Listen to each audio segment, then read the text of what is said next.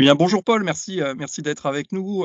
Je souhaitais effectivement qu'on puisse prendre, quelques minutes pour que, tu puisses, nous expliquer un petit peu la vision Forvia. On travaille, ensemble depuis quelque temps, maintenant, et je sais que voilà, il y a effectivement eu différentes réflexions, tout un cheminement sur l'IA générative depuis, de nombreux mois, hein, effectivement, même si le temps passe vite, et c'est vrai qu'en termes d'innovation, tout va très vite.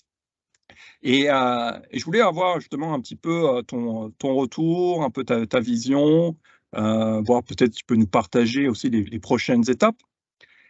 Et donc au fil effectivement des différentes collaborations, comment finalement est arrivée l'idée un peu d'un centre de recherche, dans Teams, et quels ont été un petit peu les principaux défis? Comment est-ce que c'est arrivé et les différents challenges que vous avez rencontrés?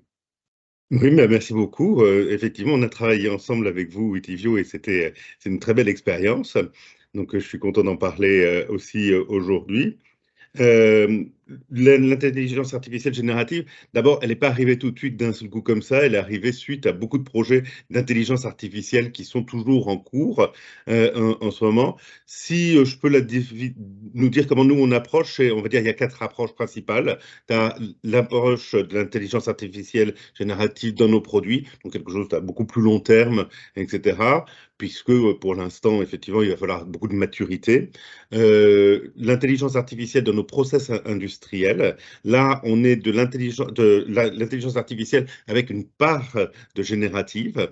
Le troisième, ce sera dans nos process R&D, où là, c'est très, très intéressant, mais on est face à énormément de data et beaucoup de connectivité et des vraies questions de connaissances. Et la quatrième, qui est dans notre workplace, où là, on voit la possibilité de résultats beaucoup plus rapidement.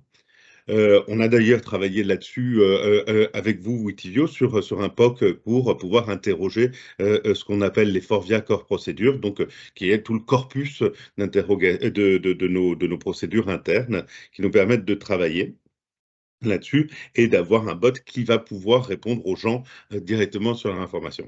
Sur le search particulièrement, on voit effectivement que le gros sujet, ce n'est pas d'ailleurs uniquement le search, c'est surtout le find. On aurait dû l'appeler le find, C'est vrai, je c'est pense. vrai.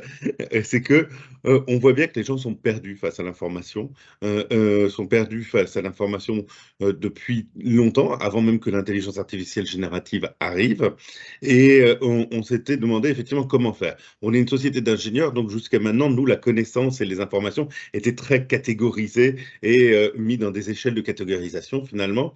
Et on se rend compte que ça, ce n'est peut-être marche plus aussi bien. Donc on est obligé de passer dans un esprit, on va dire, plus cloud, si je puis dire, quelque chose de Mmh. plus plat, où on va pouvoir aller effectivement, interroger l'information. Donc, on a, ouvert ce produit avec vous qui permet à nos collaborateurs, d'avoir déjà, un accès à toute l'information qui est connectée. C'est-à-dire aussi bien effectivement celle de notre, univers 365, Office 365, mais aussi celle que l'on a avec Loomaps, puisque, notre intranet, est Oui, fait c'est vrai, avec on a avec vraiment vous avez Loomaps. vraiment on a vraiment connecté différentes sources, du système d'information pour avoir quelque chose de consolidé, c'est vrai. Exactement, parce que ça, c'est le besoin de l'utilisateur. Le besoin de l'utilisateur, il est de pouvoir facilement trouver l'information et ne pas avoir à passer d'une plateforme à l'autre, d'un endroit à l'autre. Est-ce que ça a été là, dans tel endroit? Et donc d'avoir quelque chose, d'assez simple.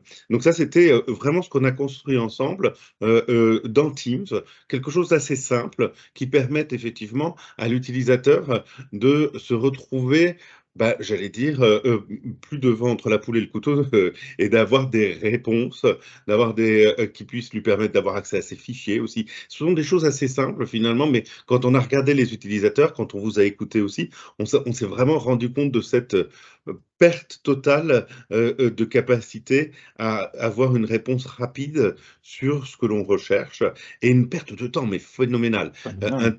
Quand on interrogeait n'importe qui, le temps qu'ils retrouvent le fichier, sur lequel ils veulent travailler, c'est phénoménal. Donc, agacement, et cetera. Donc on a cet outil-là qui permet effectivement, de requêter et d'avoir des réponses, et on l'avait fait avec vous, avec cette idée de GenAI derrière, en se disant, est-ce que la deuxième étape, la V2, ne sera pas justement d'avoir non plus cet outil un peu traditionnel, effectivement, on va dire de la façon old school, si j'ose dire, avec Google. Je suis un petit peu honteux de dire ça parce que Avoir finalement une liste de résultats et après il y a encore besoin d'une réflexion de savoir est-ce que c'est premier élément, deuxième élément, troisième élément. exactement, avoir à passer à la vraie intelligence artificielle générative, donc avoir posé une question de façon peut-être moins simple aussi. Je cherche le fichier qui était arrivé peut-être par un mail, peut-être par un chat. Je crois qu'il doit venir de Paul Jacques Pierre et il y avait ces mots-là et puis ça me donne des premières réponses, mais je peux itérer pour avoir quelque chose de plus fin comme réponse et à la fin, effectivement, avoir une intelligence artificielle qui va me permettre d'avoir la bonne réponse à mon fichier et donc de pouvoir interroger la masse comme ça avec cette itération. Donc c'est vraiment l'idée que l'on avait pour que cet accès à la connaissance qui est vraiment central, je pense, de tout ce qu'on est en train de faire. C'est comment on va pouvoir avoir accès à la connaissance, comment on va pouvoir avoir accès à une connaissance que l'on pourra aussi certifier quelque part, parce que si la machine, effectivement, je pose une question, me répond quelque chose pour lequel j'ai un doute, il faut que je sois capable, effectivement, d'avoir des gens chez nous qui ont été, qui ont labellisé quelque part ça, pour dire, ben voilà l'état de la connaissance maintenant. Donc, voilà ce qu'on a commencé à monter avec vous. C'est une grande journée, hein, enfin, pardon, pas journée, c'est un anglicisme, mais c'est un grand chemin qui est en train de notre fait. On pense profondément que les entreprises qui sauront gérer cet accès à la connaissance seront les entreprises qui réussiront cette révolution du Gen AI. Alors, pas comme j'ai dit sur les produits clients, etc. au début, mais les premières étapes. Et ces premières étapes, elles sont cruciales. Donc, Très bien. C'est clair, effectivement, de voir comment est-ce que vous avez décidé d'intégrer la GNIA sur ces premières étapes et avec effectivement le knowledge d'entreprise. Et on sait très bien qu'il est très important. Il y a différentes études et statistiques. On construit j'allais dire des millions et des milliers de fichiers par jour, etc., avec du contenu très pertinent. Et c'est vrai que ça devient, enfin, c'est vite une jungle et c'est difficile après, effectivement, pour les nouveaux arrivants, de savoir effectivement où se trouvent les bons pointeurs, etc., où se trouve la connaissance et aussi finalement éviter de refaire des doublons, chose malheureusement que l'on fait très souvent, c'est sûr. Ok, pour effectivement, un c'est très clair. moment faire de la sérendipité, pourquoi pas. Donc, réussir à faire en sorte que la personne qui est dans son couloir de nage sorte un tout petit peu de son couloir de nage et aille voir effectivement ce qui est fait à côté. Donc voilà Ok. ce qu'on a fait. Ok, très clair. Donc, vraiment utiliser la connaissance d'entreprise, la mettre à disponibilité, utiliser cette capacité, l'IA générative de chercher, de trouver, comme tu le disais, et de Et de proposer lier les différents les endroits où différentes briques briques. pour consolider effectivement les différentes sources de données pour avoir une réponse unique.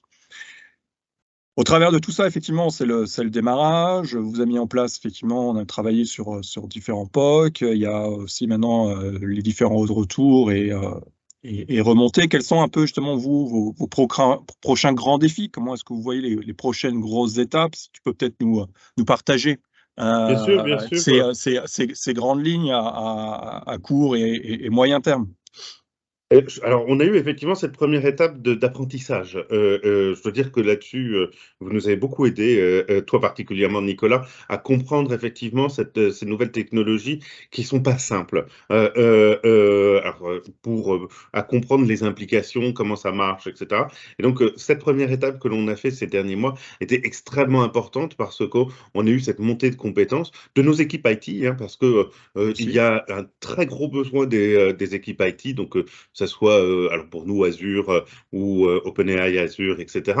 Donc il y a eu il y a un grand besoin de connaissances et donc ça on est en train de le capitaliser. On a monté des use cases, pas mal de use cases. Donc pour l'instant il y en a à peu près 19 qui tournent chez nous, qui sont en train d'être construits, sur lequel notre stratégie est d'essayer d'abord de bien les définir pour comprendre quelle technologie on va pouvoir effectivement appliquer derrière à ces use cases parce que on voit bien que tous les jours, il y a une nouveauté qui arrive. On a, nous, besoin un moment de stabiliser la chose, et je pense que c'est vraiment le moment dans lequel nous, on est maintenant. Donc, notre étape maintenant, elle est de stabiliser un tout petit peu tout ça, comprendre quels sont les use cases, comprendre quels sont les vrais use cases, comment on peut les utiliser, parce qu'il y a aussi pas mal de buzz de Gen AI, Gen AI, Gen AI, il y a du Gen AI partout, et après, on se rend compte qu'il y a à certains moments, c'est des bots traditionnels qui sont largement suffisants, il n'y a pas besoin de faire quelque chose de pas possible, ou des robots, ou quoi que ce soit. Donc, on stabilise ça et on essaye de déterminer quels sont les bons cas d'usage, et on va se poser une vraie question de acheter ou faire. Parce que finalement, c'est ce qu'on a vu aussi en faisant le POC avec vous. On peut faire pas mal de choses. On peut aussi acheter des solutions si elles sont intelligentes. Et donc, c'est dans l'immédiat ce qui est fait. Et comme je dis, à terme, vraiment ce que nous on veut, c'est offrir, donc Forvia est un équipement de rang 2 de l'automobile, et donc offrir au client final, donc à vous, conducteurs et passagers des voitures, du Gen AI dans vos voitures grâce à nous. Très clair, très clair. Merci en tout cas, Paul, pour ces retours, très inspirants, et je pense qu'effectivement, tous les participants, là présents, aujourd'hui, vont pouvoir effectivement en bénéficier et pouvoir eux aussi construire, leur feuille de route. Bah, merci beaucoup à toi, Nicolas. C'est vrai que on est très content de la collaboration avec Witivio, et je pense que cette première effectivement étape qu'on a fait avec vous nous a permis de gagner un temps considérable de compréhension. Ce qui est important dans ce monde-là, au-delà de la construction, parce que ce socle-là est stratégique et primordial. Donc merci beaucoup à toi. Merci.